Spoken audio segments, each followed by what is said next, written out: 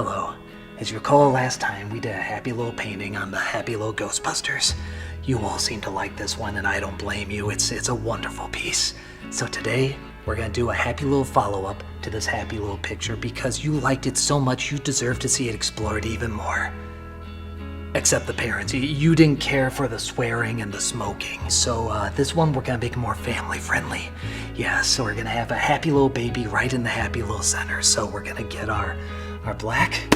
There we go, and there we go. Now, we really want to further this idea even more, so we're just gonna add a...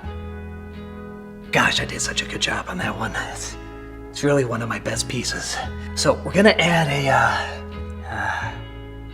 you know what, give me a one happy little second, just one happy little second. There we go, yes. Son of a, God bless.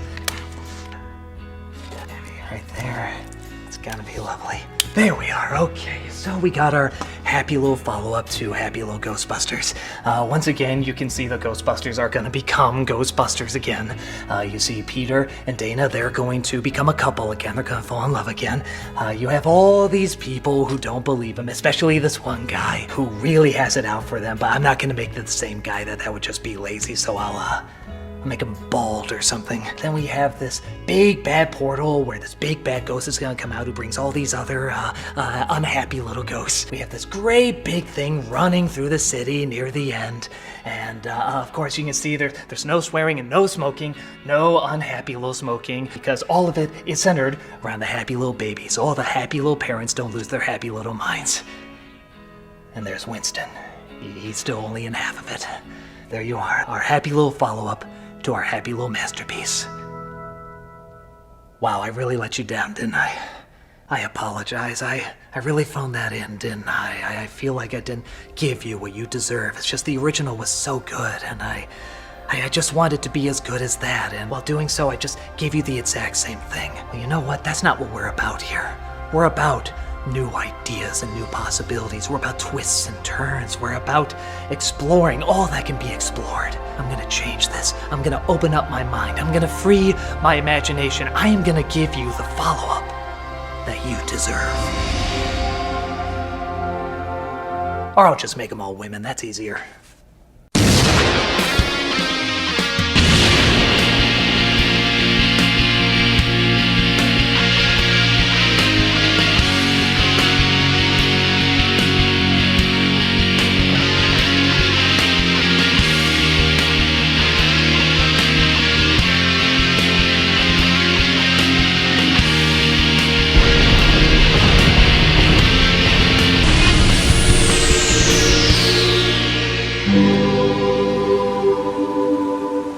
Hello, I'm the Nostalgia Critic. I remember it so you don't have to. Well, the world is certainly a better place now, isn't it? Prejudice has been abolished, confidence is at an all-time high, and we have one little miracle of a movie to thank for it. The Ghostbusters reboot.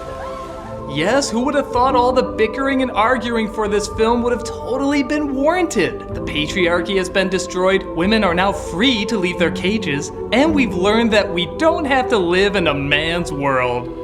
Thanks to the man who broke the chains of oppression, Paul Feig. I can't believe I was naive enough to think that Melissa McCarthy and queef jokes wouldn't lead to world equality. Away, Tamara, go vote! You can do that now! Thank you, Ghostbusters reboot. You've accomplished so much more than that pesky Wonder Woman movie. What's that? The other side is watching? Okay, give me a second. Everything's gone to hell ever since the Ghostbuster reboot! The dead have ironically come back to life and nobody can stop them! Everything is on fire! Everybody who should be alive is dead and everyone who should be dead is alive! If only we listened to the brave souls who spoke out against the Ghostbuster reboot! Then we... What? Nobody cares anymore? They found actual problems? Okay, not actual problems because they're still on Twitter, but they found different problems? Thank freaking God, this was the stupidest shit movie fans ever had to go through. But now it looks like we can talk about Ghostbusters again. Shh, don't say that word. It's not safe. It's okay. Ghostbusters is no longer a controversial word. Nobody even knows why it was controversial to begin with, but it's not anymore. You can come out now. Come out wherever you are, and fear no loser tweets, both strange and bizarre.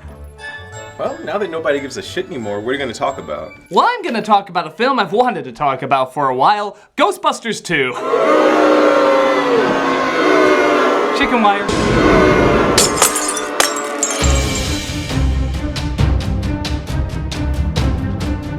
The long-awaited sequel to the comedy phenomenon, Ghostbusters 2 was met with less than flattering reactions when it premiered 5 years after the original. Both audiences and critics were let down, claiming it was just a repeat of the first one with fewer laughs and making little sense. You know you're in trouble when a series about chasing snot bubbles is criticized for not making sense. Over the years, though, it's gathered a little bit of a following with fans, looking back saying, yeah, it's not as good as the first one, but Mr. Bean's friend is great. Is it worth the disappointment it got, or is there secretly a hidden gem in there? Well, if there is, it's unbelievably well hidden. Let's take a look at Ghostbusters 2. Not 5 years later! Ah! Seriously, what was up with that title card? Sure this isn't Law and Order? Well, obviously that cryptic Sting music should be followed up with the Sophia the First soundtrack. Okay, alright, I guess this was meant to be the more kid-friendly version. There's Dana Barrett, played by future Finding Dory Joke, who's looking after her adorable baby Oscar, who's thrown into oncoming traffic. That's my baby! Watch out! Well, tone's not gonna be an issue here. Actually, now I'm wondering in Hook, if Peter Pan didn't run away, he just got possessed by Frankenberry's urine. Maybe all the ghosts are from Neverland. This is a crossover I never thought plausible! Cut to the Ghostbusters, who are speeding their way towards the big emergency, a birthday party. We'll have fun! Yeah! Wait, they had the siren on, nearly running over people because they're late for a birthday gig? Actually, I can totally see him doing that. Gotta love the decorations at this party. Seriously, who hung that up? And here's how you make your movie more geared towards kids. Start off with kids hating you. Look who's here!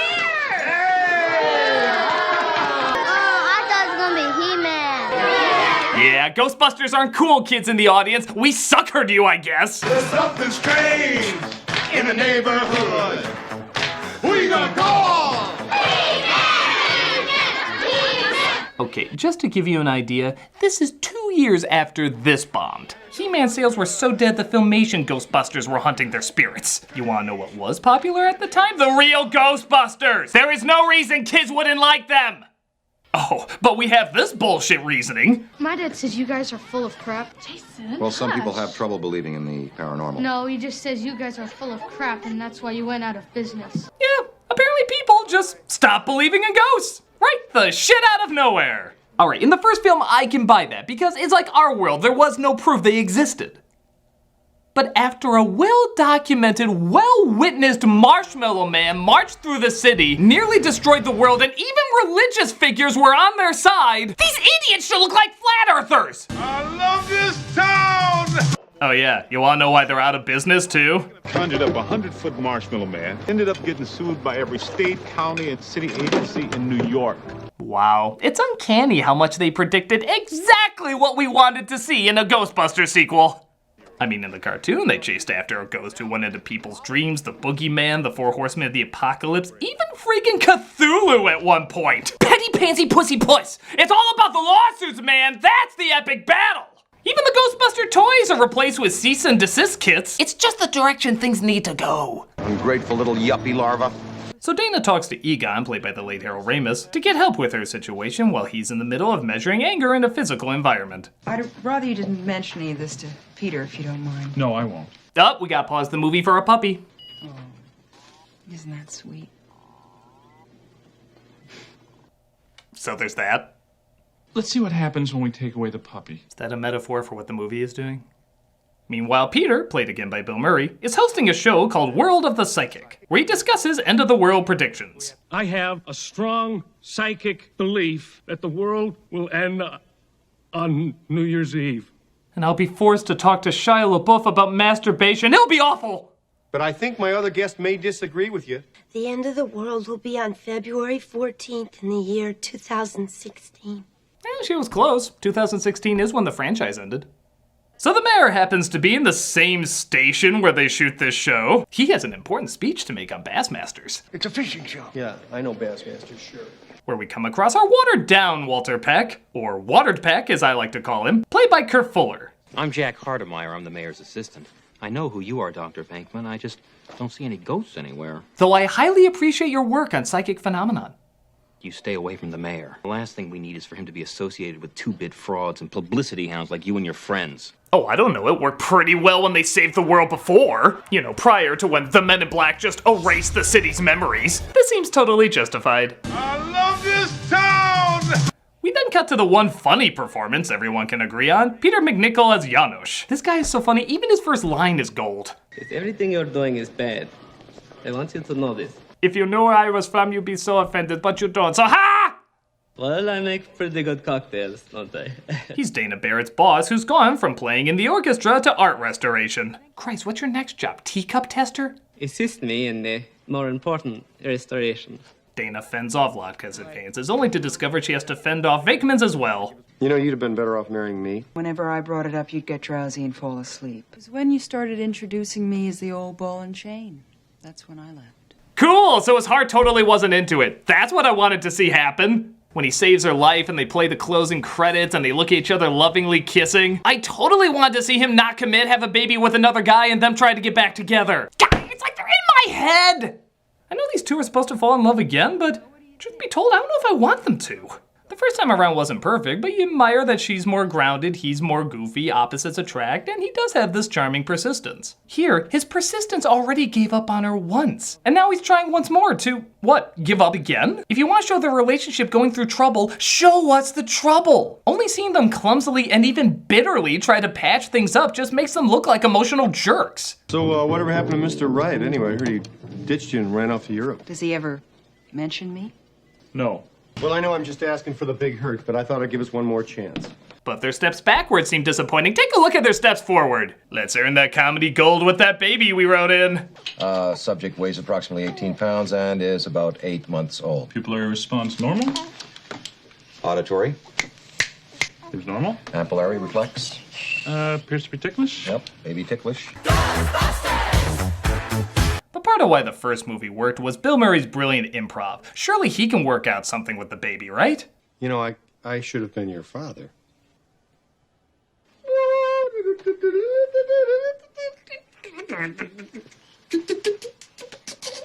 Wow. Well, that was as awkward as Bill Murray with a baby. Help! He's gone completely berserk! Help!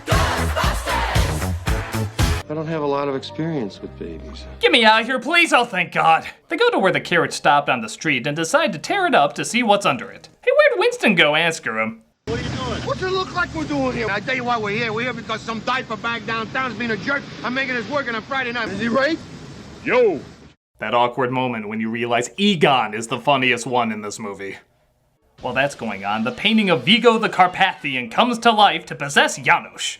What was will be, what is will be no more. In case you're wondering, that's Max von Sydow doing the voice of Vigo because the actor playing Vigo, What was will be, what is will be no more. Now is the season of evil. Find me a child that I might live again. Come on, that could totally work. Try it. Scourge of Carpathia, the sorrow of Moldavia, command you. Oh, command me, Lord! The mountain of skulls and the castle of pain I set on the throne of blood. What was will be, what is will be no more. Now is the season of evil. You may laugh, but if these voices don't have to be dubbed, Vigo should speak! Ray is lowered under the city to find a whole river of Mr. Bubble splooge. He accidentally hits something, though, that blacks out the entire city. You'd think something like that would be a little tougher to take out, wouldn't you? It kind of looked like the pipe was gonna break anyway. His foot barely touched it. Was it next to the history eraser button, too? What can we do? It's all in the hands of our lawyer now. Oh, good. Here's a scene that'll make sense. Law does not recognize the existence of ghosts. I don't believe in them either. Leave the ghost stories to the kiddies, understood? Okay, wait. I know it's silly to go this deep into a movie where they zap demonic Caspers, but What were they sued for originally again? Conjured up a 100-foot marshmallow man. Ended up getting sued by every state, county, and city agency in New York. So because they conjured up the Marshmallow Man, they were responsible for the damages. And this judge is saying, law does not recognize the existence of ghosts. if you can get sued for conjuring ghosts, why won't the court acknowledge them? It's like suing firefighters for burnt property damage and the judge being like, I don't believe in fires. Anyone who even says the word fire, just erase it from the record. It's dumb. Dumb. Don't look at me. I think these people are completely nuts. I'll admit having Tully as their lawyer, played again by Rick Moranis, is pretty funny. But they even miss some obvious one-liners. When you're scared, what? There was no evil intent. There was no evil intent and no malice. Because it'll never happen again. Objection, Your Honor. What? He's leading the witness. It should have been leading the lawyer! God, that joke was so gift-wrapped Girl Scouts were waiting to wrap it at checkout! But while this court doesn't recognize ghosts, it does recognize cheering for people that the movie tried to hammer nobody liked anymore. Shit happens, someone has to deal with it, and who are you gonna call? Yay, we spontaneously like you again! Okay, we're only cheering because we know that line's gonna be in the trailer, and I really want to be in the trailer! As the judge is finding them guilty, his anger seems to get a strong reaction from the slime, resulting in... Oh, so this is how HBO is doing Sesame Street now. The judge decides to rescind the order, and they're allowed to bust the dead Beagle Boys. Hey, where's Winston? Asker him. He's like a pretty open-minded guy, huh? Wait, he was actually in the room. Kinda weird they didn't invite him to be a part of Asker him. Behind you, Ray! So, okay, 35 minutes in, and we finally get the Ghostbusters busting ghosts again. It's cool, it's fun, and a pain in the ecto-ass that we had to wait so long for it. 2 in the box! Ready to go. We be fast and They be slow. Naturally, as soon as they nab them, they get the business back, and ghosts start popping up all over the place. Who are you going to call? Ghostbusters. Okay, overlooking that at the earliest this had to start in November and it wraps up around New Year's, meaning they had to get the lease for the firehouse back, clean it up, quit their jobs, rehire Janine, get all the equipment back up, do a TV commercial, and even manufacture merchandise in under 2 months. Meth! You can do a lot on it! Let's really look at something here. A big problem that could have been fixed. I know I go on and on about things wrong with movies, but let's look at one of the biggest solutions this film could have had. What if the movie started with the court case?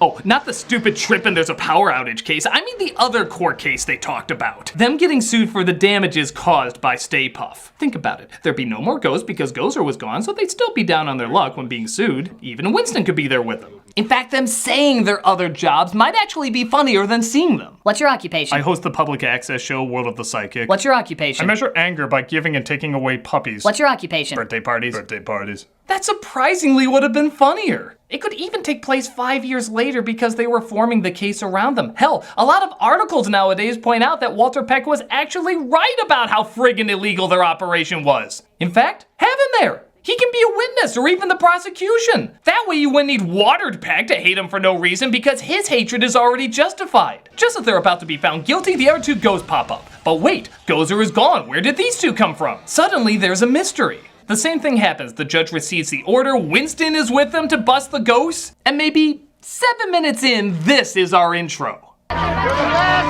we're the beautiful, we're the only Ghostbusters! Over a half an hour of bullshit filler gone. And how cool of an introduction would that be? When Janine answers the phone saying, Yes, we're back. The other end wouldn't be going, what the hell friggin' took ya? And the rest, you can still kind of do a similar thing. Follow up with Oscar's carriage being possessed, only this time it's Peter and Dana's baby. You don't have to redo the romance. In fact, the intensity is up because it's both their kid now. Adding a new element to their characters and taking their relationship to the next step. Maybe Dana is like, screw this, no ghost is taking my kid, I'm becoming a goddamn Ghostbuster. If newcomer Winston could do it, why not her? Then Tully and Janine could look after Oscar like they originally have, and we'd have Ripley as a goddamn Ghostbuster. Adding a great dynamic to the group rather than... Boy, this equipment's heavy. Oh yeah, that happens in this. That's so much time you can dedicate to more gadgets, more ghosts, more vehicles, more characters, more shit you can sell as toys that also make the film more interesting. New stuff furthering the story. There!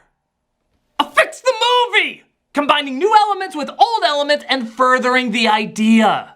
But nope, we apparently have focus groups that went like this. So what would you kids like to see in a new Ghostbuster movie?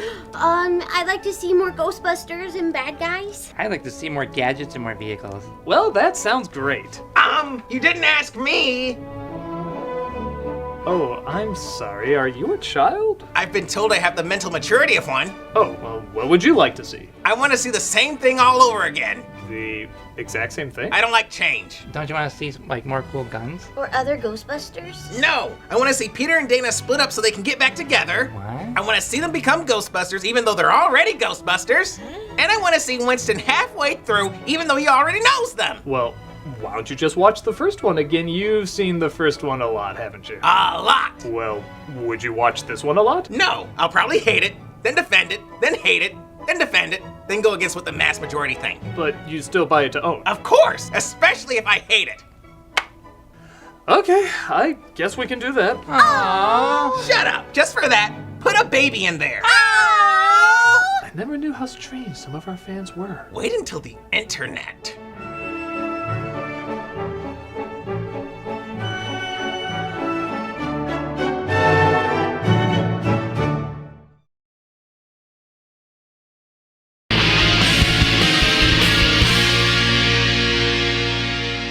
So after a montage very similar to the first film of Bustin' Ghosts, only to a, better song? Walk through the wall with no time to stall. You call the Ghostbusters. Well, that's who you call. Still better than Fall Out Boy's version. We finally upgrade from kiddie stuff, like talking with babies, to something more adult, like dancing toasters. Shake it up. The way this movie's going, I wouldn't be shocked if the climax looked like this. Dana gets another supernatural surprise, though. Either that or she has a Japanese tub where the shampoo comes out with the water.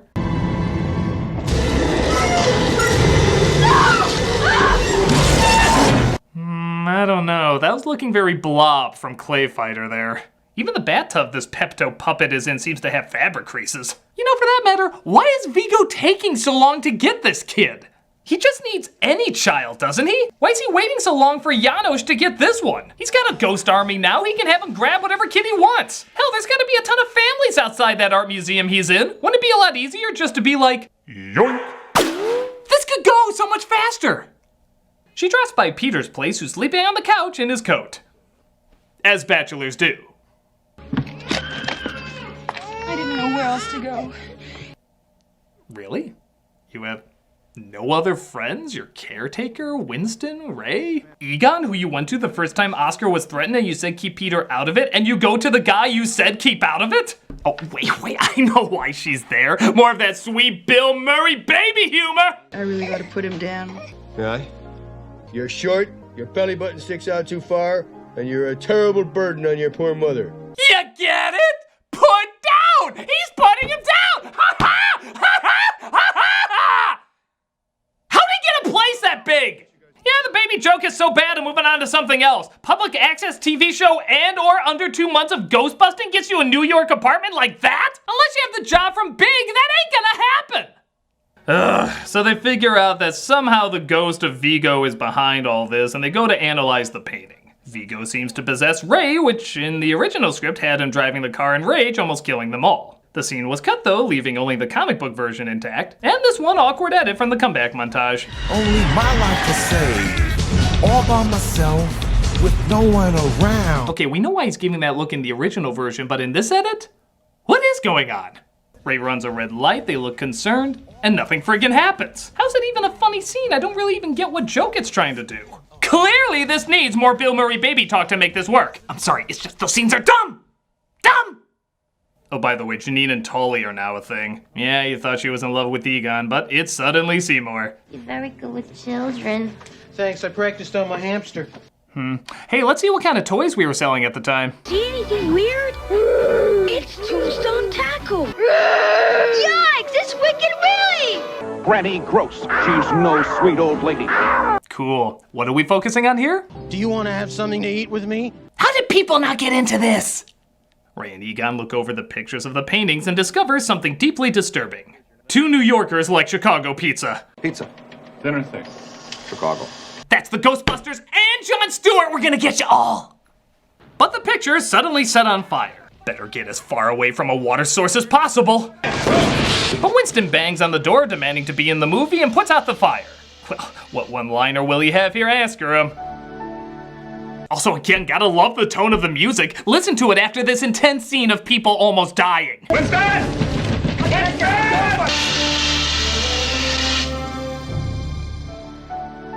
Aw, well, just because we almost burned to death doesn't mean we can't appreciate how beautiful New York is. Look, you can see some other people going up in flames. It's nice. 3 of them go under the city again to see if they can find that river of slime they saw earlier. Hey, why the hell didn't they do that the minute they got out of court? Just forgot it was down there? You idiots. And for a more kid-friendly version, get a load of this scene straight out of an R-rated movie.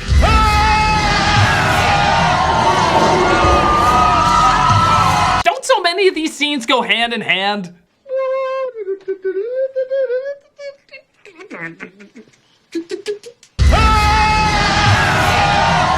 You're short, your belly button sticks out too far, and you're a terrible burden on your poor mother. It's like Monster High! Some things just blend. Let's continue things that don't go together by intercutting them drowning in slime with Peter's calm, relaxing date. Toast to the most charming, kindest, and most unusual man I've ever broken up with. Well, those are big-ass mixed signals. Let's both get dressed up in our finest clothes, go to the fanciest restaurant, giving the nicest of compliments about how we're not in love with each other. How romantically not romantic. You're much better than you realize. You don't give yourself enough credit. Yeah. That is said literally before this line. I mean, you weren't very good for me, you know. You know that, don't you? You two nutballs deserve each other. Or maybe you don't. It's charming to kinda not know. How was your day? Well, it wasn't a date, it was just dinner. Everything you're doing is bad.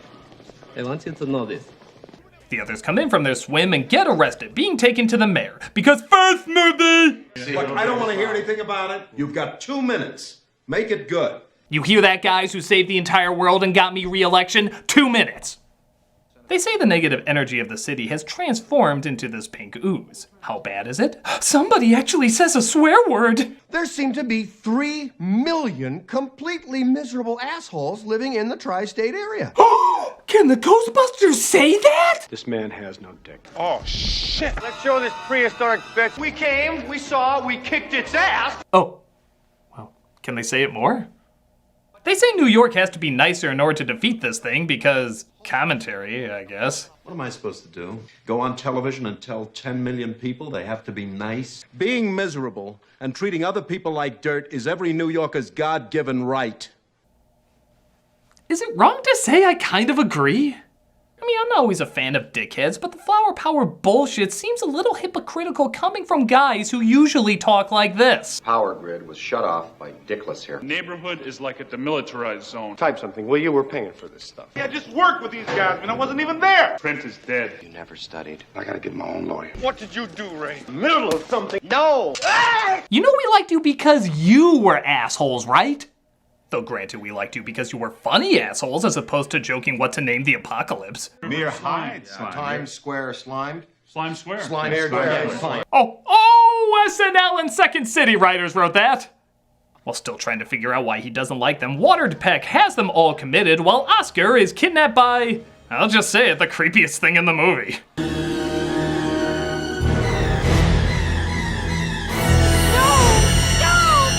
Mary Poppins, played by Renfield from Dracula Dead and Loving It, is surprisingly exactly as scary as it sounds.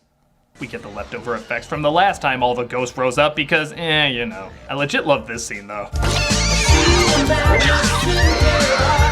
In Soviet Russia, Fur murders you! He says the Titanic just arrived. Well, better late than never. Okay, -2 points for having Cheech Marin in your movie and not using him more. Whoa, I'm seeing the Titanic, man! And a rapping dog stepped out of it. This is some good shit! The Ghostbusters are, of course, released again. God, how many times are they arrested and let go in these movies? While Dana tries to bargain with Janos to get her son back. Marry me, Dana. Together we will raise Vigo as our son. There are many perks in being the mother of a living god. You know, it's just hitting me what a weird plan this is. Not Vigo possessing a human host, I get that, but why a baby? Wouldn't like a bodybuilder, a marine, an assassin, wouldn't it make sense to possess one of them? Somebody that can take care of themselves? What the hell is he gonna do as a baby? They say tonight the world is his, but they also talk about Dana and Janos raising him. That's gonna take several years before he can rule anything. This isn't the end of the world, it's a warped 80s sitcom. We now return to a guy, a girl, and Vigo, the demonic Carpathian hell baby of the apocalypse. Honey, I'm home. Oh, Janos, Vigo's been a nightmare. What? What did he do? Well, he impaled the babysitter again. How am I supposed to bake a cake for his global takeover in 10 years when he keeps killing the help? I will talk to him. Now, Vigo. I, Vigo, the scourge of the sippy cup, the sorrow of the playpen, command you. Yeah, that's great, but you have to stop impaling the babysitter. She said bedtime was at 6. Now is the season of evil. Evil does not sleep at 6. Now, honey, listen to your kind of father. Do not speak to me that way. I sat on a throne of blood. Have you ever sat on a throne of blood? It is difficult. I'm not even sure how it is physically possible. Well, that's Vigo!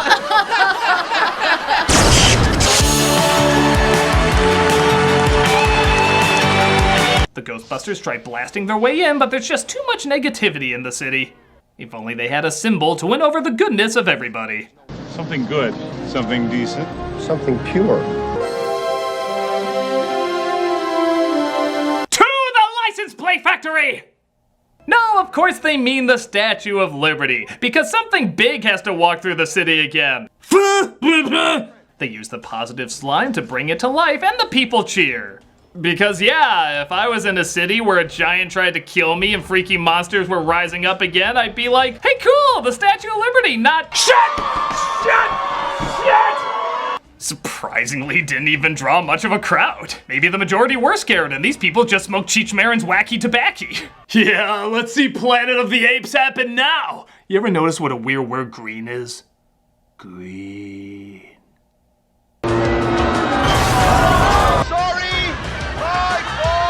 It's okay, you being sued for that will be the first 35 minutes of the next sequel. Oh, by the way, Tully's trying to be a Ghostbuster now. There, I said that happened. As the Ghostbusters' positivity works and they break in and hose down Janos. One down. On the ground. We like rhymes. One down. On the ground. It's slime time. Ready to go. We be fast and they be slow. Short but pointless. Tentacle Hentai grabs Dana though, and Vigo takes human form. Yeah, why does he need a human host again? Seems to do pretty good threatening them with his Barbie hair. But Peter has a plan. I think. You, the bimbo with the baby. I have met some dumb blondes in my life, but you take the taco, pal. Bonehead! Yeah, he just seems to keep insulting the evil force that literally feeds on negativity. Resulting in... What was your end game? But thankfully, New York just forgets about the end of the world and starts singing the New Year's song. Where's that singing coming from? People outside. Singing is neutralizing the slime. New York movie seems to be you can say whatever the shit you want about them as long as there's one uncomfortably forced moment where they're good. You mess with Spidey, you mess with New York! You mess with one of us, you mess with all of us! The singing seems to force Vigo back into the painting. Oh yeah, we gotta do something with that possession subplot. Ray? No! I, Ray, and Vigo shall rule the earth! Yeah, I never liked Ray anyway. He sold the least toys. Ray somehow gets unpossessed, and they send Vigo back to his nearest convenient parallel dimension, and totally outside thinks he's the one who saved the day. I did it! You were totally pointless in this film. Spread out, Shorty. You know you're not very good for me, right? This relationship sucks now. Honestly, I believe the chemistry more between these two. I love you. Yes? Yeah. Well, I love you too. All right. Wow. The credits roll, a surprisingly small crowd celebrates the people who saved the world twice. Don't worry, they'll stop believing in ghosts by next Tuesday. And the only good news song in the entire movie plays.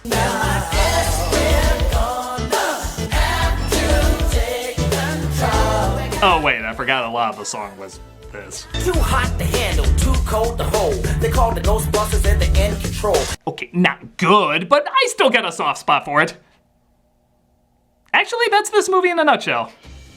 It's not good. It's a super letdown to a great epic comedy that had a lot of potential for a great sequel. But there are some things that I can't help but feel, well, nostalgic for. I like seeing these guys together again. I like there's still a bit of creep value despite it being more kid-friendly. I like the effects, I like the villains, and even some of the variations on repeated ideas are kinda cool. But clearly it's a bad movie. And honestly, it gets a little worse every time I see it, where the original only gets better and better. But it's not one of the worst sequels I've ever seen or anything. It's just uninspired, not that funny, and usually pretty awkward. I understand people who like it though, and as I said before, I'll always have a weird soft spot for it. But as a sequel to Ghostbusters, it leaves us all wanting more, but in all the wrong ways. I'm just glad people have moved on to getting upset about real problems again. In a totally unrelated topic, I'm gonna talk about Teen Titans Go next week. Raise it up.